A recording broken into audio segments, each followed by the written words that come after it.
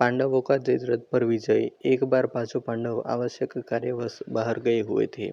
आश्रम में केवल द्रौपदी, उसकी एक दासी और पुरोहित धूमे ही थे। उसी समय सिंधु देश का राजा जयद्रथ, जो विवाह की इच्छा से साल्व देश जा रहा था, उधर से निकला। अचानक आश्रम के द्वार पर खड़ी द्रौपदी पर उसकी दृष्टि पड़ी और वह उस पर मुग्ध हो उठा। उसने अपनी सेना को वहीं रोककर अपने मित्र कौटिकास्य से कहा, कौटिक, तनिक जाकर पता लगाओ कि यह सर्वांग सुंदरी कौन है। यदि यह स्त्री मुझे मिल जाए तो फिर मुझे विवाह के लिए साल्वदेश जाने की क्या आवश्यकता है। मित्र की बात सुनकर कौटिकास्य द्रौपदी के पास पहुंचा और बोला, हे कल्याणी, आप कौन है? कहीं आप कोई अप्सरा या देवकन्या तो नहीं है? द्रौपदी ने उत्तर दिया, मैं जग विख्यात पांचों पांडवों की पत्नी द्रौपदी हूँ। मेरे पति अभी आने ही वाले हैं, अतः आप लोग उनका आतिथ्य सेवा स्वीकार करके यहाँ से प्रस्थान करें। आप लोगों से प्रार्थना है कि उनके आने तक आप लोग कुटी के बाहर विश्राम करें। मैं आप लोगों को भोजन का प्रबंध करती हूँ। कौटिका से जयद्रथ के पास जाकर द्रौपदी का परिचय दिया।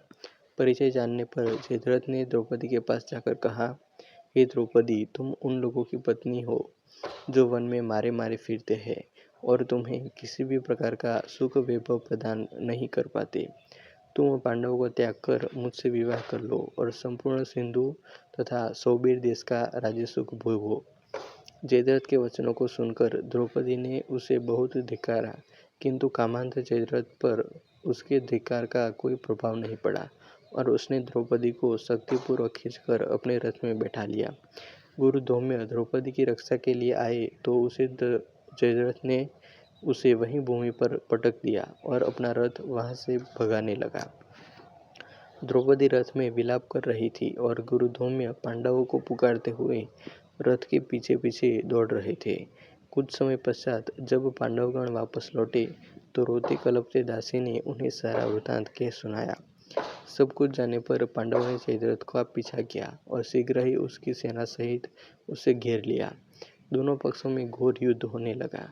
पांडवों के पराक्रम से जयद्रथ के सब भाई और कौटिकास्य मारे गए तथा उसकी सेना रणभूमि छोड़कर भाग निकली। सहदेव ने द्रौपदी सहित जयद्रथ के रथ पर अधिकार जमा लिया। जयद्रथ अपनी सेना को भागती देखकर स्वयं भी पैदल ही भागने लगा। सहदेव को छोड़कर शेष पांडव भागते हुए जयद्रथ का पीछा करने लगे। भीम तथा अर्जुन ने लपक कर जयद्रथ को आगे से घेर लिया और उसकी चोटी पकड़ ली।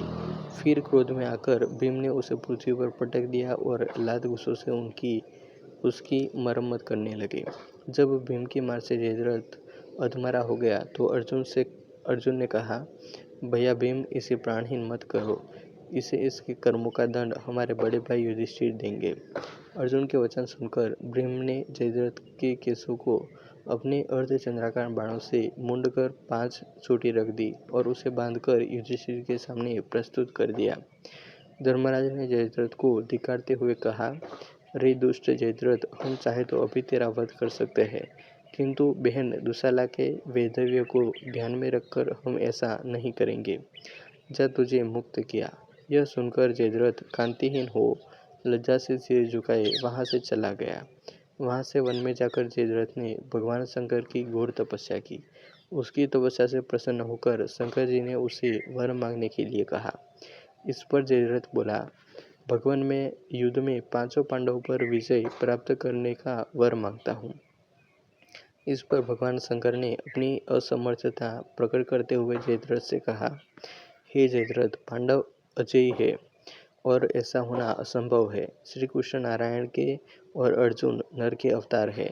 मैं अर्जुन को त्रिलोक विजय प्राप्त करने का वर एवं पाशुपतास्त्र पहले ही प्रदान कर चुका हूँ।